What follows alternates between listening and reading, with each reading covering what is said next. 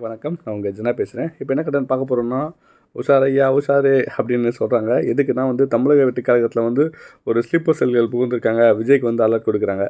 என்ன விஷயம்ன்ற டீட்டெயிலாக பார்க்கலாம். நம்ம பிரபல நடிகர் இளைய தளபதி விஜய் தமிழக வெற்றிக் கழகன்ற ஒரு கட்சி ஆரம்பித்து சிறப்பாக அதை நடத்திட்டு இருக்காங்க. சமீபத்தில் எல்லோருக்குமான தலைவர் அம்பேத்கர்ன்ற ஒரு புத்தக வெளியீட்டு விழாவில் நிகழ்ச்சியில் போது அவர் விஜய் சார் பேசிய விஷயங்கள் அரசியல் பெரிய அதிர்வலைகளை ஏற்படுத்தியிருக்கு. இந்நிலையில் சினிமா விமர்சகர்களுக்கான ப்ளூ சட்டை மாறன் தனது எக்ஸில் பக்கத்தை விஜய்க்கு விஜய் உஷாராக இருக்குமாறு ஒரு எச்சரிக்கை பதிவு பதிவிட்டிருந்தார்.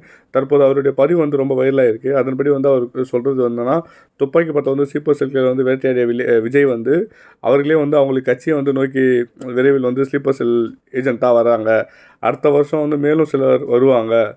உங்கள் அரசியல் யூகங்கள் அனைத்தும் அவங்க மூலமே லீக் ஆகும்.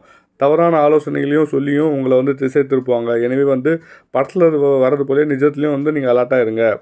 அவருக்கு ஆரம்பத்துலேயே களை கட்ட எடுத்தால் மற்ற அவங்கள அது ஆட்சியை பிடிக்க முடியும் அப்படின்ற மாதிரி சொல்கிறார். ஆரம்பத்தில் நீங்கள் இது பண்ணால் மட்டுமே ஆட்சியை பிடிக்க முடியும்.